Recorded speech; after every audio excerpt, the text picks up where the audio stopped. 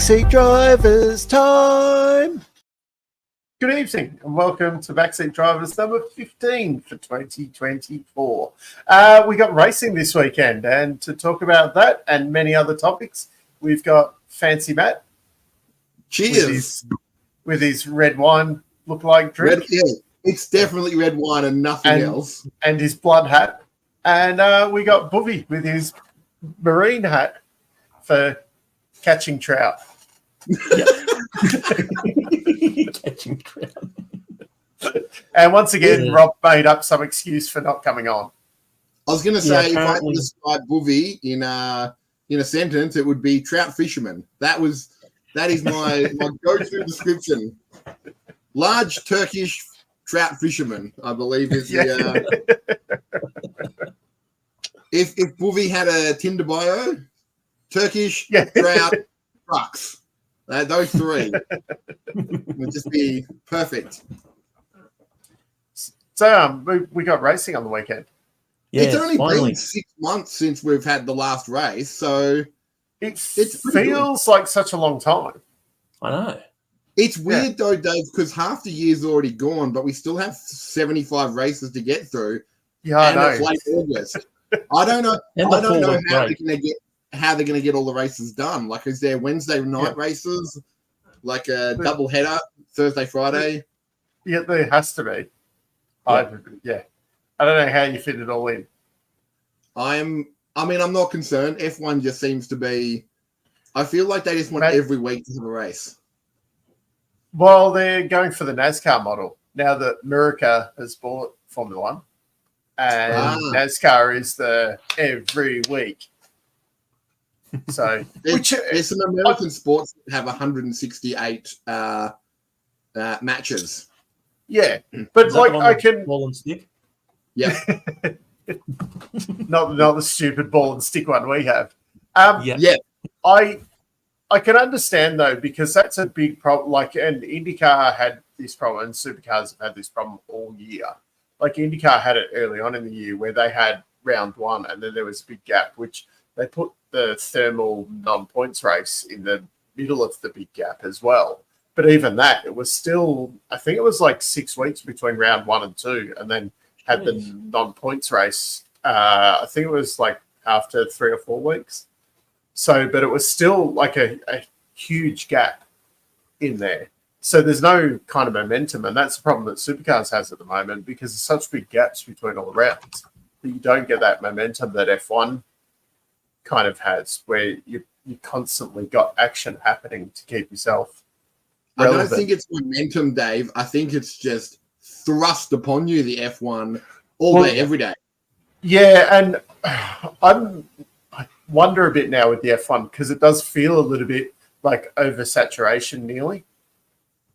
I nearly want to go back to, and I'll kick myself if this ever happened, but back to like when I started watching, there was like 16, 17 rounds in a season, and it made each one feel a bit more special.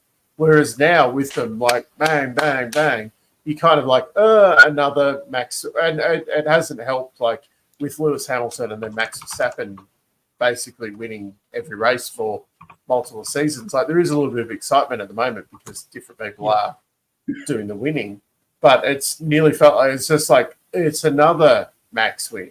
It's another Lewis win. Would you prefer if they say took out 4 races this year and replaced those with 2 more teams? Yes. Yeah, that's what I thought. Definitely. Yeah. I think they need to kill off 2 races, I don't know, a couple of races, or have a rotation where every second year we have Monaco, or every... I think there should be some races. I still think Monaco should be part of the championship, and as a legacy thing. And then you have a few other semi-protected rounds like Silverstone and Monza. Then like where they're talking potentially, I think Zandvoort and Belgium will be on a rotation potentially. Oh, so alternate Belgium. Okay. Belgium Spa, right? Yeah. Yeah. I would have thought Spa, from my when I'm very busy, Dave, doing research for this show, and finding segments to steal from other YouTubers. Spa seems to be one of those tracks held in high regard. And Monaco is, like you said, a legacy track than a track that anyone. I think the racing track.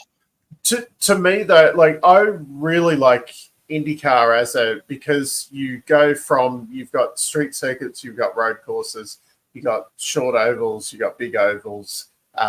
So there's a big variety, and I think that would probably take away a bit from F1 if you lost Monaco and just had, like Coda, Abu Dhabi, those kind of. Oh, I love Monaco. I think watching it on TV is probably the best way because getting a seat at Monaco would be ridiculous, expensive. I mean, I saw that documentary on a bit of the racing at Monaco. What was it called? Iron Man 2. And if Tony Stark and Elon Musk are the only two that can afford tickets, it's probably out of the range of us simpletons. Yeah, to purchase a seat. And this wasn't even F1. This was just the historical one. So who knows how much actual F1 costs? It's pretty expensive.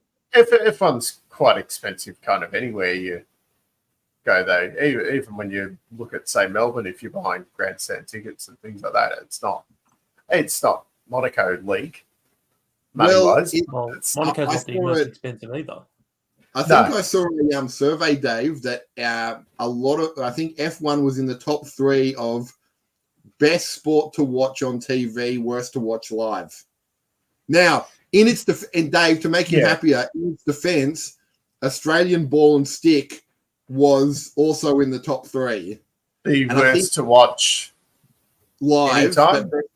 No. and I think Americans ball and stick was the other one. No, the single stick and ball through a park. The advantage, though, of those kind of sports is that you are in a confined stadium, and that is one of the things, say, like with NASCAR, where I think that's really helped with having crowds at the track, is that you go in and you can actually watch the whole. Whereas I know with Formula One, like I've always found it very disappointing unless you're in, say, corporate or in a grandstand where you had a big screen kind of in front of you so you could follow the race from that. Like it can be very difficult to try and watch it if you're not. I asked you that before. You've been to Bathurst many times, like for supercars. I've only been there once for racing. Okay, you've been to Bathurst many times for road trips and then the occasional race. Yeah. But I would imagine because a lot of the sports Booby and I go to, especially at the end of the year, maybe the day after Christmas at a big stadium, you can see everything in one sit. So you're not sort of, I mean, some people would imagine you're not waiting for things to happen. I mean, some would argue that takes forever, but there'll be dead points for you, I guess. Less dead points than what you have watching cricket. You say that, Dave, but you've got from the start till the end of the day is a dead point to me in that. But say like we were there for the 12-hour at Bathurst this year, and luckily the people I went with were very prepared, and they had a generator, a TV, etc. So we could actually we had the live stream going of like the KO live stream going, and we were sat there at the track with the TV in front of us. Well, so Dave, you say that, but Boovy, myself, and others that come along also have backpacks filled with drinks, chips, and chocolates, and occasionally binoculars to watch. I don't know if you get this at the at the supercars, but every so often near the end of the day, the police take the drunk people out, and then you all get to stop and cheer. And thank those brave men and women in blue who have been watching the game all day, and then one idiot decides, I'm going to throw a can at you, and you're like, oh, you've made a terrible life choice, but great for us. And in this day and age, Dave, everyone gets to record it, so you can relive the memory over and over again. See, the funny thing is, actually, and there's been a big change, say, even at the supercar events, I suppose. And having said that, I mean, Sandown's probably the main one I go to. But you don't see the people kind of like that these days as much as what you, say, used to. Whereas the Grand Prix, on the other hand, you do get a lot of people there that are there for the event rather than for the racing, that will turn up at 10 o'clock in the morning and start ploughing down drinks in their corporate hospitality. Yep. And getting their money's worth. I mean, every time I've gone to a corporate gig, I have, it's a competition, Dave. It is. You treat it as a 12-hour event. It's a marathon, not a sprint. But you've got to get through as much as you can, like at a buffet. It's a See, the hard thing with that is that typically, and even like the Grand Prix the last few years, I'm like, oh, I'll drive because I've caught public transport a few times in there, and now I'm like, nah. I don't need the hangover the next day, and I don't want to spend 3 hours on public transport for what I could do in like 30 minutes in the car. True. So, I just go look at the TV, and then that way I can have the best of both worlds. And if I do want to drink, I'm already home. So I've basically saved public transport, petrol, or Uber dollars that you can pump into your red wine. Exactly. See? Is that a DR3 drop or? I wish it was a DR3 drop. It is a slightly cheaper blend. Let me just go to my tiny bar fridge over here, and it is Ocean Spray. That's where we get the tie-in with Boovy's marine hat. Yeah, Boovy's the one that picks it up for me from the ocean. Yeah. Yep. I think this year, Dave, when Boovy and I might have the live viewing of the Vegas race, we may have a glass each of the good stuff. Definitely. I thought we were getting a bottle of DR3. Oh, we can still have that too, Dave. Is that still available? I think so. Dave, as much as Rob will tell you, Dan sells out, his wine doesn't.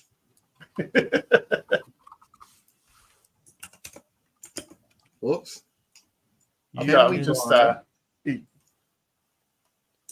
can still buy it. Yeah. Oh, look at that. It's only like $40. One of them, I can't find it for some reason.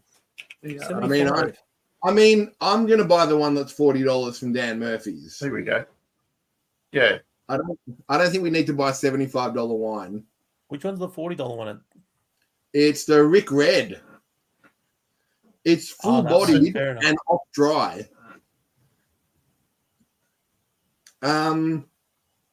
What's it? Members only online offer $34.95. Lucky we're a member. Is that? Yeah. That's the St. Hugo. That says DR3 by St. Hugo. I mean, I'm looking at the wrong line. That's okay. It's the one underneath. I'm not good at the internet.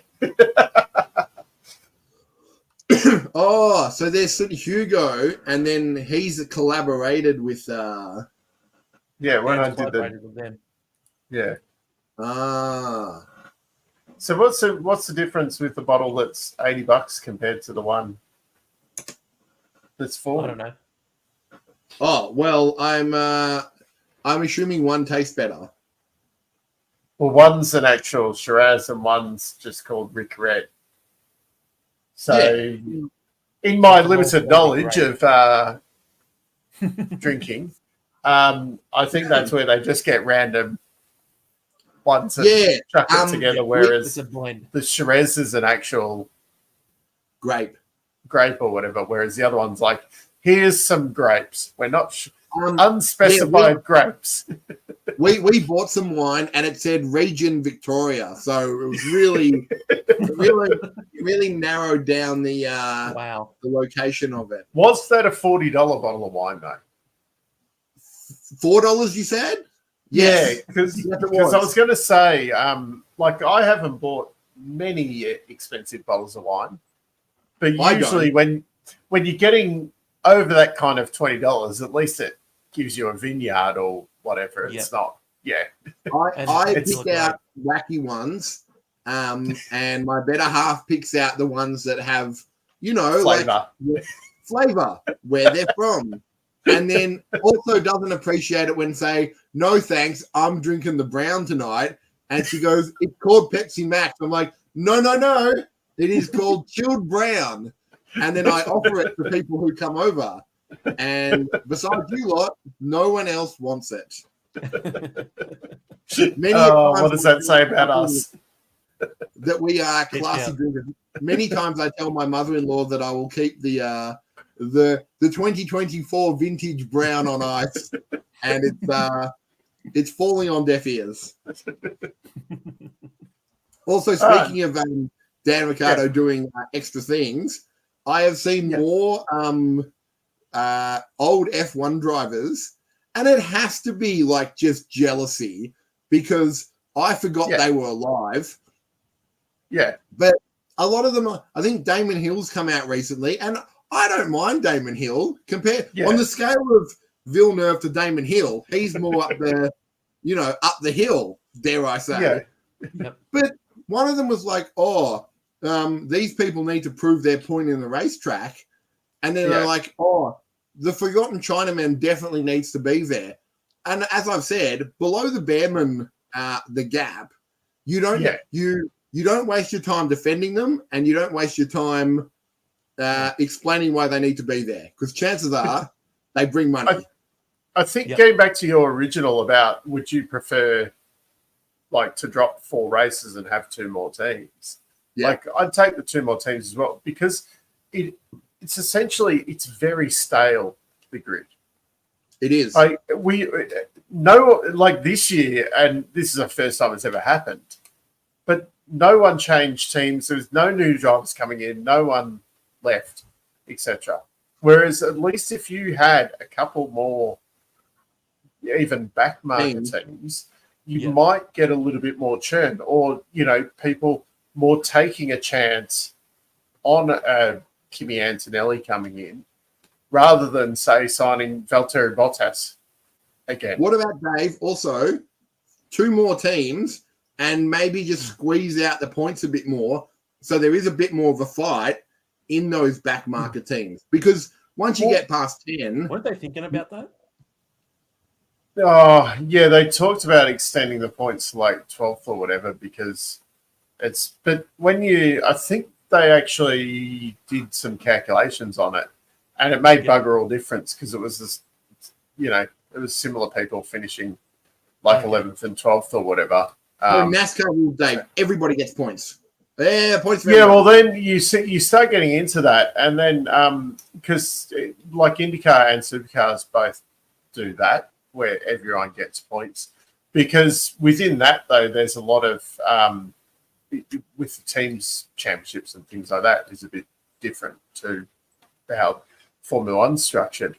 But yeah, even that, you're a bit like, you're limping around in 20th position because your car's damaged, just so you finish and get points, which seems a bit stupid at times as well.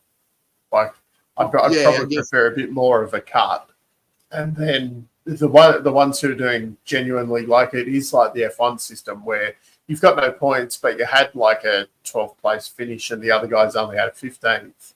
So you're ahead in the championship because your best finish is better than someone else's. Yeah. Rather than them all being, like, you're all equal 17th or whatever. You're all equally garbage. Yeah. But then you there is a way to devise, but rather than handing a prize to everyone, kind of. So that's how so I'm assuming that, so Forgotten Chinaman is the lowest of the zeros because he's got an 11th place finish. Yeah. And then Logan's best place is 14th. Yep. Wait a minute. No, that doesn't work. Because his best face finish is 13 and Valtteri's best is 13. Wouldn't that mean he'd go up? Well, they'd be in the same position.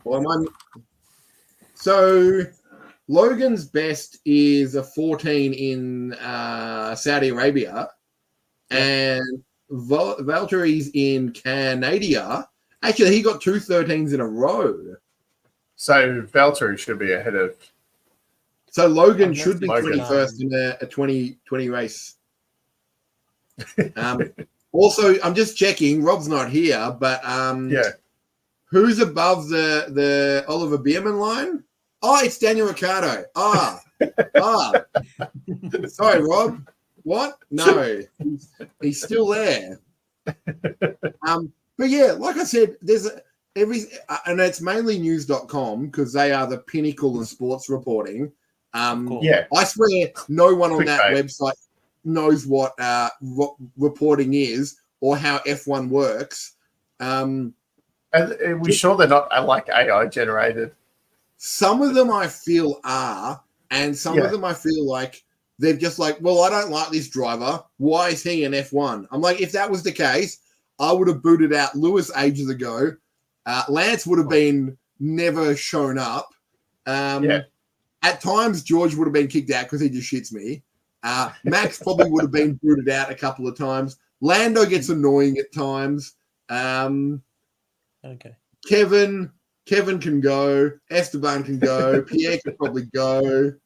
You know what? The bottom 4 I would keep, but then the 15, 16, 17, they can go. They are... as long as we keep Albon.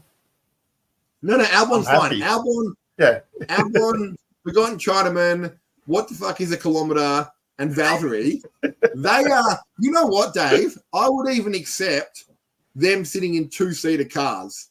If it meant Williams and Zauber could save money, just put 2 seats in them and let them drive around. And you know what?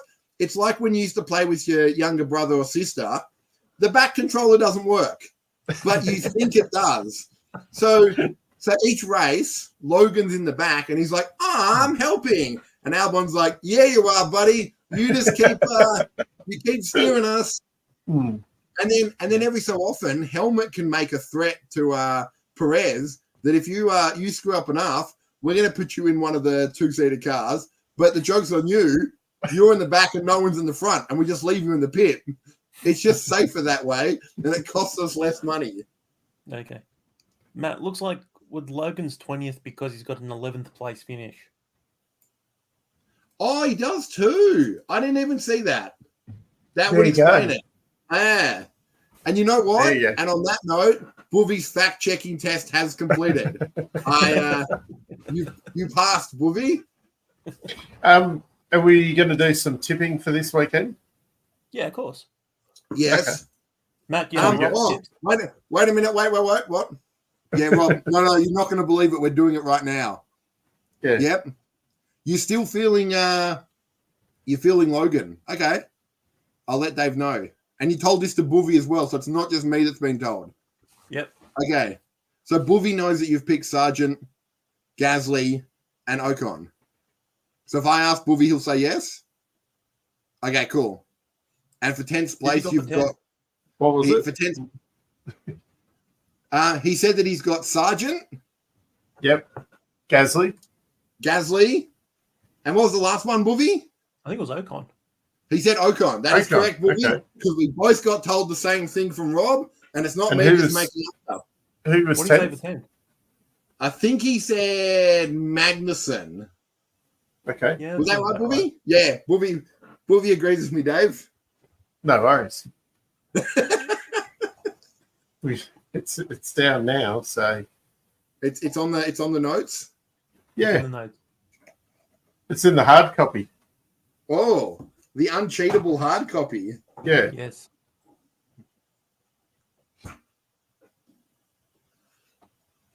I'm just doing right. What are you picking, Dave? you want me to? Do I have to give it away? Yep. Max, Okay. Piastri, and then I might go Lulu. What about Ooh. 10? Trying to think. 10th. Let's go Ocon.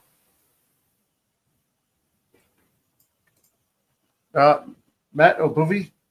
All right. Hulkenberg for 10. Oh. Do I think Max will win? Yeah, you know what? He's had plenty of time to rest. So we'll go Max first. Oh, I don't want to say this, but I feel like you know what? I'll say it just for fun. George, It's not. because he's angry after his. It's not as bad as what I thought you were going to say. Oh, I can get worse. And then I'll go Lando. Okay. Yeah. Well, I don't like my decisions, Dave, but you know. Well, I you're make the stuck tough with them choices. now. They're in the hard copy. Look, no, I've made my decision and I don't stand by it. Okay. Who we got, Booby? Let's go Lando for the win. Ooh. We'll Lando. go Max second Ooh, be cool. and Lewis third. Lulu. 10. And who you got? Rookie of the year. Now, Boovy, I'm going to ask you a question for bonus map points, which are obviously worth more than stupid Dave points. Yep. Does Max become second, or does he start second and he keeps the second spot? Ooh, tough question. Like, does he lose his position because of like a bad pit stop or strategy, or do you reckon Lando's just starts first, finishes first, and we're done, and then Max whinges about the car being average? I reckon it will be the McLaren's a better car and Max whinges about it. Also, Dave, for wacky bonus points, where do we think Centrelink Sergio is going to be? That was who I thought you were going to say. Now, this might sound crazy, but I'm going to put Checo as second. Dave, I don't want to win, but I also don't want to make it look like a fool. What am I going to do? I reckon Lance and Sergio cross the line holding hands together. I think it's either going to go spectacularly well or like flaming shit pile. Yeah. He's going to either finish like second to Max. Yep. Or he's going to be like 14th. Okay. E-Scooter's put his tips in too. E-Scooter's put in the... Also, do we think Centrelink Sergio gets into Q3? Well, so that's the thing. It'll either be he's out Q1 and it's an absolute fucking disaster, or he's like second on the grid to Max. But Dave, we like he somehow comes out full guns. But more than likely, he's going to be like 18th on the grid. I was going to say, Dave, didn't last time he finished second on the grid, he finished 8th? Like, he doesn't do well. Do you think he just doesn't do well with the pressure? Like, he needs to build up to the position. He can't just be given the position. But he hasn't really moved forward, like in the no. When you consider if he's qualifying 18th in the best car, he should be then say getting to 6th. But yeah, he's not. He's maybe getting into that 10th. E-Scooter, I don't know what the Mexican equivalent of Centrelink is for Sergio Perez. So I don't think they have a Centrelink system, do they? Look. To be fair, the amount of money he has, he probably doesn't need to go on benefits. No, probably not. Yeah, he's probably going to be okay. Do you reckon he goes to Brazil and does stock car Mexico. racing? Oh, you reckon he's just going to go straight back to home? Oh, he won't do. Yeah, I don't think. There's a possibility he'll try to get to IndyCar, but even that I can't see. All right, so Dave, here's my next question. The minute McLaren overtake Red Bull in the constructors, is that when Red Bull's like, you know what, cut our losses, Perez, you're out? It's too late now. They should have. See, the thing is, this giving Checo a state of execution or whatever, like this not making a decision is making it worse. Yes. Because you either like Checo's not working. He's not the solution. So you, instead of wasting another 3 races or whatever we're doing now with him, 4? Yeah, you should have put Dan in the seat. Then, if Dan doesn't work, you've had Liam there with Yuki for another 3-4 races to compare his progress, and then you swap them around. So you either, if Yuki's dominated Lawson, you chuck Yuki in the Red Bull. If Lawson's dominated Yuki, you chuck Lawson in the Red Bull, and you bring like Dan back to the RB or whatever. But you've got to do something. Yeah. You can't put Yuki in the Red Bull. I had a look at the Red Bull mission charter, and it the just Venn says, diagram. Yeah. And under no circumstances is Yuki even allowed to look at the car. When he's walking in the pits, it's just like you've got no. Like they're just like, no, you don't even look at that car. You've got more chance of sitting in a McLaren than you do this red car with a bull on the side of it. Okay. With some updates as well, with Perez, he's finished he finished 5th in 22 and he finished 4th last year. At Zandvoort. Zandvoort. Yeah. Yeah. But that was also the 2 races Max dominated. Yeah. Ridiculous. So he should have dominated as well. Yes. Well, under that, you know, 2nd, maybe 3rd kind of thing. Yeah. Not 5th and 4th. Yeah. That's it. It's not working. You need to make a change. Make it. Rather than this dancing around, not making a decision on it. It's just making it worse and worse. I'm going to call it Sergio crashes out at Mexico. The pressure gets to him. That's what. Well, if he makes Mexico. Oh.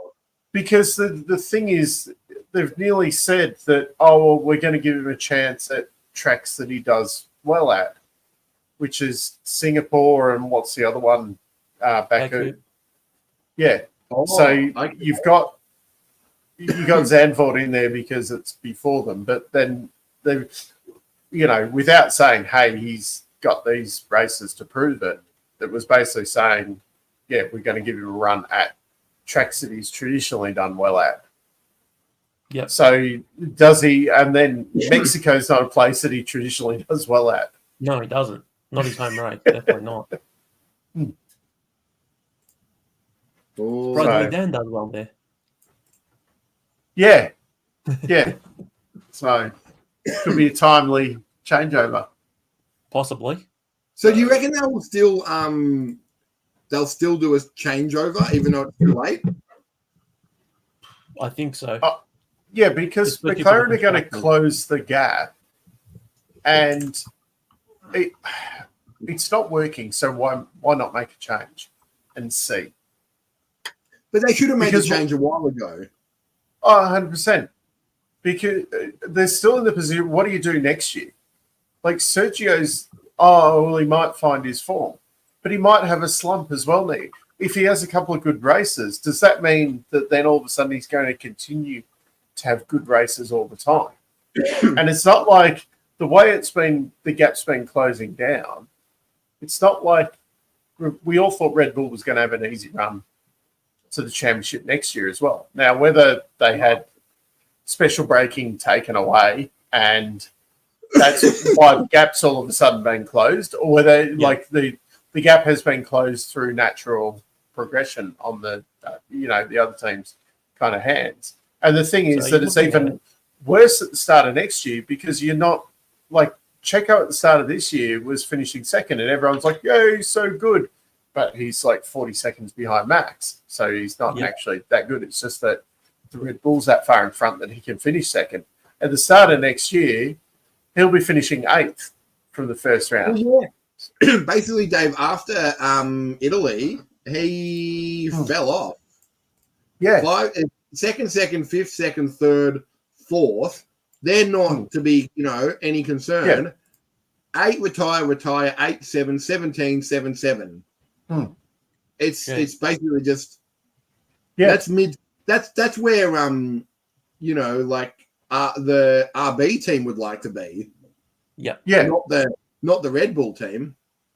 Yeah, but that's and at times he's been like the 3rd or 4th Red Bull car on speed, which is it shouldn't be like that. Judging by the points difference, with it's only 42 points, I could almost see McLaren being in front of Red Bull by Singapore. Yeah, I've already called this many times, Booby. Singapore will be the best race. Singapore will be the best race this year because in my Matradamus, Singapore will be spicy time because by then McLaren would have caught up, and then Perez will be under a lot of pressure. And then, as I've pointed out to Dave, Mr. Singapore has now been rehired by Alpine to do, or as I like to call him, Captain Radio orders. And then Fernando Alonso is going to see him, and every time he gets on the radio, he's going to pit in just because he's like, I've played this game before. I've done this level in F1 2008. I'm just going to pull into the pits. I'm not even going to change any tires. I'm just going to sit there comfortably for 30 seconds. Something might happen, and then I'll pull out, and I'll just putter around and do the slowest lap you've ever seen in your life. And the whole time, I'll just be like, Netflix, just watch me. I've done nothing wrong. I'm just going to drive around. I'm going to have a chat. I'm going to encourage Lance and tell him that he's doing a great job. And did anyone see that turn he did? That was a good turn. Also, Papa Stroll, can you give me some more money? I'm really working with nothing here. Singapore, I think, will be an absolutely... Oh, yeah, always is. Yeah, but this time it will be better because McLaren will be very close or have overtaken Max. Yeah. Maybe even sooner.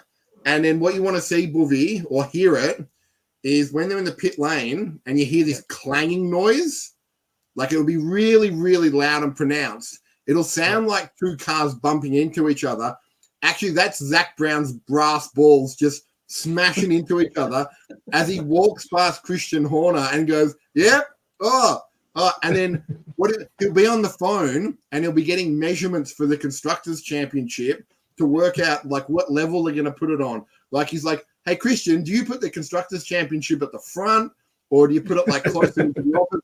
Do you store it in your office for the first week and then you put it out at the entrance? Do you put it at the front car park? Like when the gate opens, should I put it on the... Like he'll have many questions because he's never had one. And then maybe he'll go up to Toto and be like, Toto, what do you do with your 6? Like, do you put them on the wall? Do you make championship rings? I'm American. It was 8. Or 8, but do you make like a championship ring? Do I give Piastri and Lando like a ring and then a little car that spins around the ring? When he gets to Singapore, Booby, he's going to have so many questions. He's going to have all these new feelings of euphoria. He's just going to be, he'll also be about 10 centimeters off the ground because he'll just be floating past everyone. Just like, yep, look at me. And then what you might see is, in Ford versus Ferrari, when the Italian Enzo Ferrari like looks down at him and tips his hat. Yep. Adrian Newey might be at the top there, and he'll be looking and be like, yes, yeah, okay, maybe I'll like what's going on here. And then he'll have a secret meeting And that's when Christian Horner will drop to his knees and be like, no. And then there'll be one of those humid showers. He'll get rained on. It'll be very romantic. Jerry will come up and she'll console him. You know, these will all happen at Singapore. Matt's guaranteed. But I think what you will see, though, Booby, is when they interview Zach, once McLaren has overtaken Red Bull, he'll have the biggest shit-eating grin on his face. Oh, of course he will. And they'll be like, how you feeling? And he'll say the phrase, I will bet, Booby, a kebab, that once they overtake, Zach uses the phrase, one race at a time, every week. Every week he will use it. And he'll also say, no team orders. We just want our drivers to do their best. Yeah, that sounds about right. It's the same in other sports as well. And then every so often, he'll be looking behind his back to see Christian Horner trying to stab him. Well, it's a lot of it's his fault for letting the driver's situation get to where it is now. Yeah. Oh yeah, no. It's 100% their own. It's not like they can go, oh no, what happened? This was an absolute surprise. We were meant to win. And then you're going to have that weird, awkward performance review that they have at the end of the year at Aston Martin, where they're like, Fernando, excels expectation, excels meet, blah, blah, blah. And then they're like, son, come in here. I've given you ones for everything because I bought this team so you can, muck around. You have not met any of my expectations. You're not meeting your KPIs. Yeah. Look, your sister got married and she's done this stuff. And she's married to Ikula. You do nothing. You are an F1 driver and you've brought nothing. Now get a haircut. I'm shipping you off to the Canadian Mounties.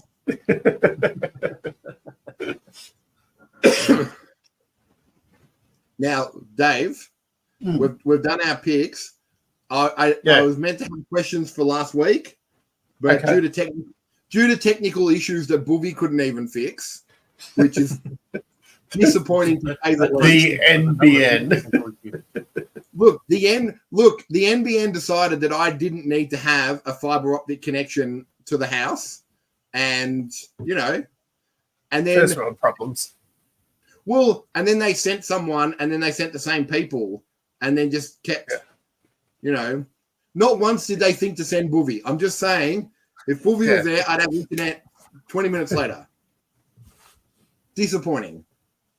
So, big news, Dave. Yeah. E-scooter's coming back. Okay. It is. I have news. Tell me about it. Okay. There is a 2024-25 season, Dave. That means it starts later in the year. There will be 6 races over 3 continents. Does that set this year? I believe it starts at the end of this year. Okay. It's going to be on 6 races, 3 continents. So I've done some mathematics, though, Dave. One, it's not going to be on Antarctica, so we can rule Antarctica out. It probably won't be in Australia. We can rule that one out. Also, because F1 and racing for some reason hates Africa, Africa's ruled out, right? My guesses are you've got America, Europe, and I'm hoping South America. That'd be a good combination. It'd be Asia. Well, you'd think that. But these are a wacky crew, and from what they did last year, they sort of keep them in the, around the Atlantic. Okay. Unless, I was going to say maybe that might classify Middle East. Maybe. Look, if they are in Australia, we will do our very best to go watch it. Yep. Because there are multiple teams and new owners.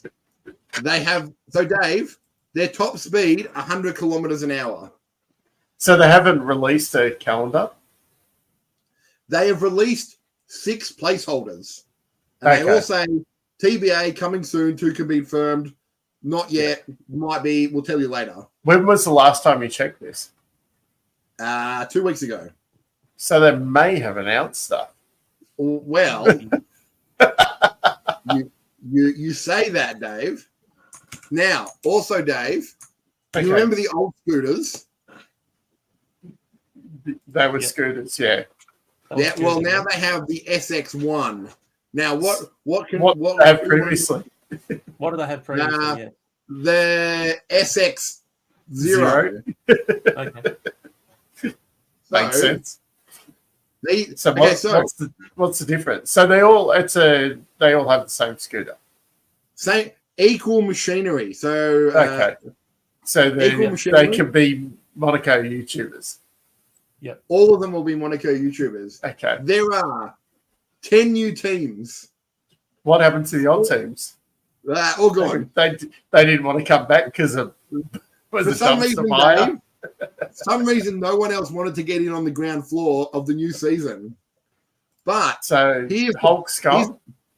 Hulk's gone. Everyone's gone. But Dave, here's the best news. Yeah. You're probably asking me, how do I watch this, Matt? I need to keep updated. I don't want to look like an idiot when Matt and E-Scooter are talking about it and I'm out of the loop with all the information. It's on DAZN for free. Now, Dave, saw that in the notes. Yeah. My first question is, what's DAZN? I'm glad you asked, Dave. It's live and on-demand sports streaming. I believe they actually look after the Australian backbone of the NFL.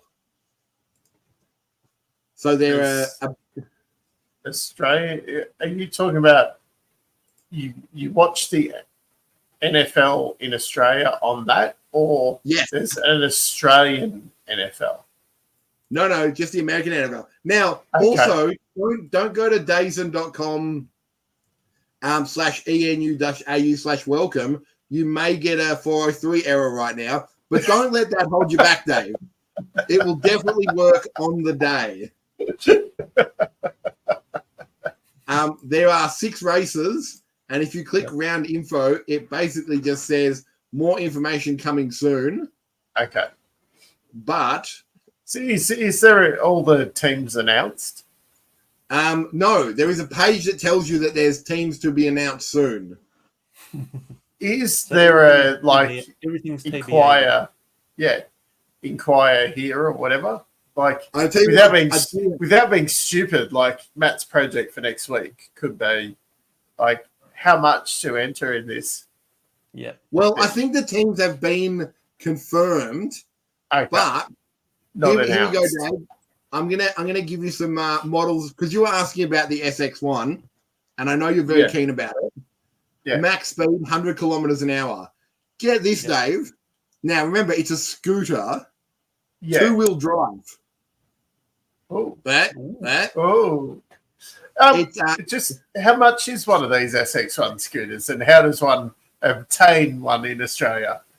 I don't believe you can buy one, but it comes with 11-inch wheels, hydraulic discs. Yeah. Now, Boovy, you're wondering how long the battery will last. Excellent question. The battery capacity is 1.33 kilowatt hours. Now, I don't know how much that is in with your Tesla, but it's probably a lot less. Yeah. It's also does that mean it will last 1.33 hours? Yes. But the max current is 200 amps. Ooh. So I reckon if you do 200 amps, you will drain the battery very quickly. Maybe 15 minutes. No, way less than that, I would imagine. But also, Dave, 55 volts, 24 ampere hours. So, yeah, I would imagine. Okay, Dave's just glazed over at the moment. He's been fairly glazed over for the last 15 minutes. Dave, let's be honest. The last 49. Here's the best bit, Dave. It's got onboard logging of speed and throttle, not throttle. They have misspelled the word throttle to be THROOTLE. Throttle brake, GPS, the 6 degrees of freedom, an IMU and EV powertrain parameters. So, Dave, I'm just telling you now, when this starts, We're going to be watching it. We'll be watching the highlights. I will do my very best to get you. Where you mean you? Me, yes. But other people, E-Scooter and I will watch it and we will discuss. Dave, I'm telling you now, get in now because you look like an idiot if you don't understand what me and E-Scooter are talking about. You don't want to look stupid. I'm just saying now. I'm going to be the one who looks stupid. Mm-hmm. You will have what they say, egg on your face for not understanding all the E-Scooter talk that we discuss. Will it be scrambled egg? Be one? Scrambled egg? Because poached. I'll get some breakfast. So, big news in the e-scooter. I will keep it. Watch this space. Matt will keep us updated on that. Now, so Dave. I can't wait. I now have some questions, Dave. Some slightly smarter than others. Now, I've been watching a lot of F1 old videos. Yeah. And you got me onto these. Basically, I'd like to call it F1 creative cheating, where basically... This could be my fault. Yeah. So basically, back in the day, from what I understand and my interpretation of this, you had a rule book, and the rule book was a set of guidelines. And it was just... That's what the rule book is these days. It's just it's gone from like 3 pages sick to 3,000 now. Well, that's why I ask. Do you think F1 is less innovative now than it was, say, years ago when the rule book was just like a list of things that said, hey, your wing should be this big, but we didn't say you can't make it 55 inches high and have like jetpack from the scaffolding up to we said you can't go outwards, but nothing's stopping you from building like a 8-story tall, you know, super spoiler. That's where and you like with your what is it, where the computer CFD and all that. Yeah. That takes away a lot of that innovation where like chuck it on the car, see how it goes. Yeah. These days, like a lot of it, and it's been tested before. So they do the CAD and they do the CFD on it, so they can test it. They go, if it's going to work or work. They look at it, and the CFD will say it's not going to work. Yeah, back in the days, because computers weren't as powerful as they are now, you had to actually build it and test it to see what the issue, see if it was actually working. But you'd have like one race cars that would come out and it'd be like, oh, here comes Boovie in the Boovie BV72, and that it'd race around and it would win. It'd either win a race and then they take it inside and it would explode, or it wouldn't finish a race. But either way, people would be like, remember the BV, the BV77? They're like, that was a magnificent F1 car.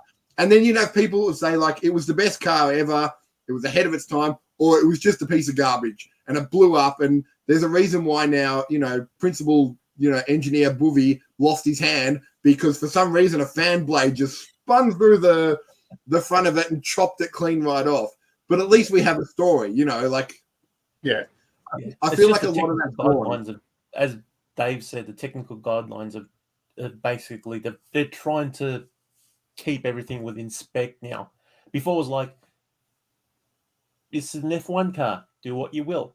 Not anymore. That's unfortunate, but that's how it is now. They're trying to keep costs down, everything, that sort of stuff. So that has to be more tightly regulated. So you're not going to see as much innovation as you did back in the 70s and 80s. I think you should be able to have, like you said, waste of money, Boovie. I reckon you should be able to have a third car, and it's called F1 Evo Spec or something, and it's basically what's in this car, and they're like, never you mind. They're like, fair enough, and it can race. Maybe like each team gets one car, and they put in like one of their test drivers that you've never heard of. But what was the series they used to, the Can-Am, where it was basically if you have 4 wheels and a steering wheel, that's all we need from you. Like you've completed the basic premise. We need a car, we need a steering wheel. If you want brakes, you can have them. You can have a roll cage. We don't really care because you're just an entity to us. We don't ever care who's in the car. They should have some sort of, cool features. I liked the original, like the 2010 teams coming in, where which was supposed to be the first cost cap stuff. And if you signed up to the cost cap, you had more freedoms in the rule book, or you could continue spending what you wanted, but you had the stricter rule book. And then the cost cap teams were coming in and signing up to $40 billion a year, but you had a few more freedoms with what you could do.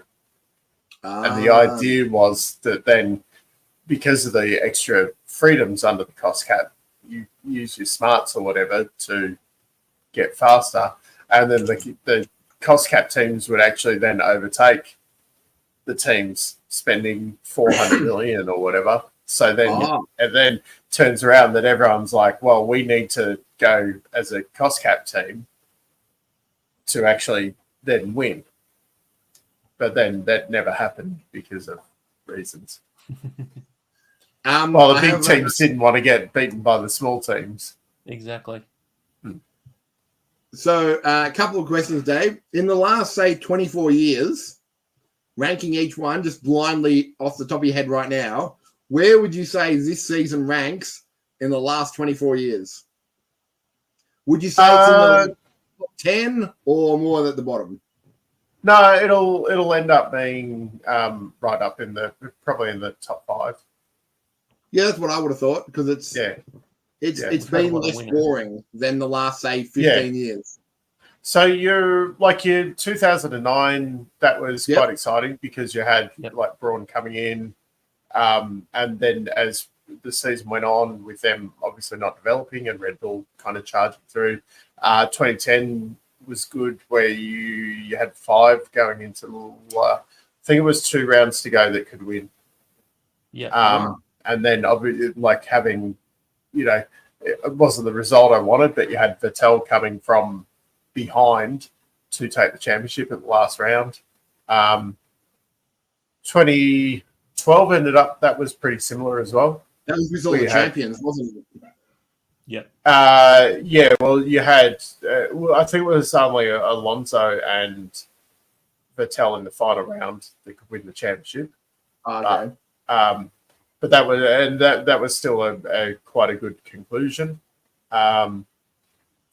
Then 03 was quite good as well, and especially the swings and roundabouts between Schumacher, Raikkonen, and Montoya.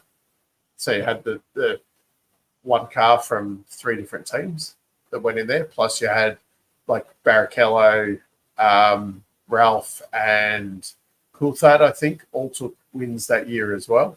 Maybe Barrichello didn't, but I think the other 2 took wins as well. So you had a lot of different winners. Yeah, so this would probably go somewhere around there. 2021 was all right as well. 2021 was hilarious, Dave. Everyone knows that was the greatest end of an F1 for a neutral fan. That was the dumbest way to ever finish a sporting event. To me, though, I was just trying to that was more the ending of it, though, where it didn't have a lot of off memory. That was a bit more like Hamilton went and won a race, and then Max went and won a race, and then Hamilton. It wasn't like you had this really kind of seesaw battle or people. It'll be remembered. It'll only be remembered. It'll be remembered because you did have the flashpoints where you had Hamilton taking Verstappen out at Silverstone. Yeah, you had the 2 of them crashing into each other at Monza. That's where that'll be remembered. But yeah, this season I think it'll definitely be. It's just because of the variance. Even if Max does still win the championship by even a bit of a margin, you definitely had a bit more excitement in there. All right. My next question, Dave. Who will be the next new F1 champion? So not a repeat winner. Oscar Piastri. You reckon Oscar? Oscar before Lando. Yeah. Yeah, that's a tough. If it's because McLaren could be very competitive next year. Yeah. And that's Oscar's coming strong. It won't be George. Now, my couple of quick questions. Once Oscar has finished with F1, where does he end up? I reckon he probably ends up like a Webber. Oh, where he might do like WEC, but I don't think we'll see him. He won't come back like an Alan Jones or whatever. Yeah, I can't see him coming back to Australia and doing. It could be wrong, but I can see him. Do a bit of WEC or something or walk away. Now, my last two questions, Dave. One, what would you prefer that we have like a different winner each year as opposed to like 7 years of Lewis, 5 years of Max, 8 years of Oscar? I mean, don't get me wrong. I'd love to see Oscar just dominate for 8 years. Other people might not, but like I think if it's someone that you are cheering on, it's a lot easier to watch. Yes. Now I've never enjoyed that in Formula One, where my favourite drivers had the luxury of just going and winning every race for every season. Well, Dave, that's because Latifi was never given the right car. Like we understand. Yeah. Now, I wasn't unhappy that Vettel went and won 4 championships, and the Max knocked Lewis off. I think, but they're definitely not my first choice for cheering on out there. What about Dave? If say Oscar wins 7 years in a row, but each year he only wins by like 10 points. Yeah, that makes it a lot easier to watch though if there is a battle. And we'll see how Oscar. I've been enjoying watching him more and more this year as well. So he's starting to come up in my ranks of favourite drivers. Nice. My final question, Dave. Well, I didn't even ask. The better half asked me this. Do you get any prize money at individual races? Of course. No, it's over the season. Is it? Yeah. Yeah, because we were having this discussion, and I said, "Don't worry, I have a list of questions I get to ask Dave." And she goes, "How many do you ask?" I'm like, "As many as I want. It's written in the contract." Yeah. No, from what I understood, the prize money is just handed out at the end of the year. That's what I said. That's what I thought. Isn't it? Sorry? That's only for teams, isn't it? Yeah. Yeah, there isn't. Drivers don't get any cash. No. The drivers will have performance clauses in their contracts. So they'll get bonuses for wins. Bonuses for wins and the amount of points they score and things like that. Yeah. But there isn't, not like the old days where it's like, oh, come and do our race and get $100,000 if you win. Which most of the series have gone to that. I think IndyCar does have a very small bonus for winners. And I think NASCAR's still on a weekend by weekend basis. But say like supercars, I don't even think they have prize money anymore. They just have the payments to the teams. Payments to the teams, drivers get paid from that. Yeah, but even like the supercars don't have all the teams get the same payment. Okay. Yeah, whereas IndyCar you get a small prize purse each race, and then all the teams that qualify for the Leaders Circle payment get it at the end of the year, or actually get it over the next year. Oh yeah, because the payment. Well, because the IndyCar one, it works out. It's a bit over $1 million, but say because they've got contracts with like Firestone for the tires, So they go, well, the Firestone tires for the year are going to cost you $300,000.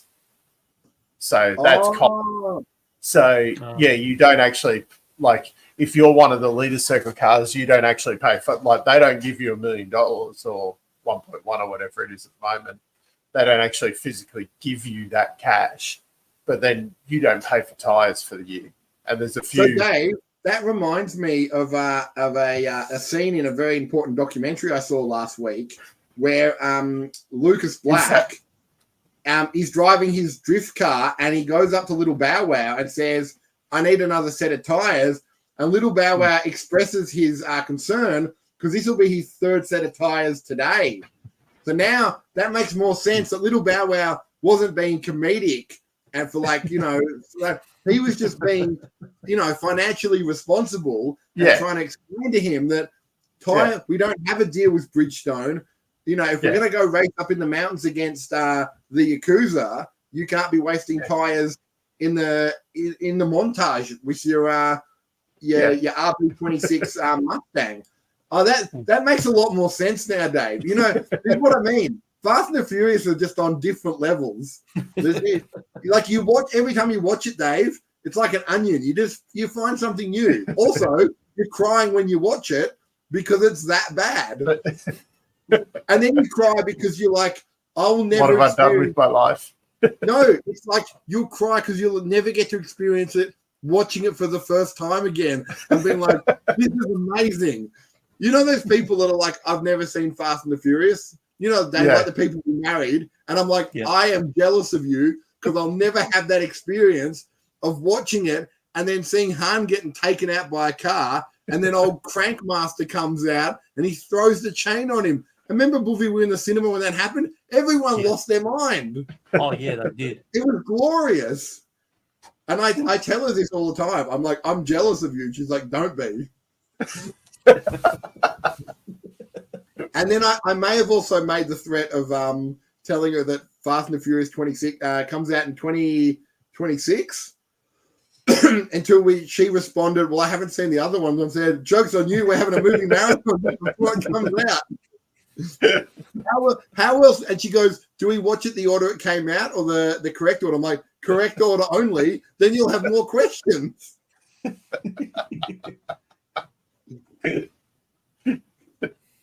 And on that note,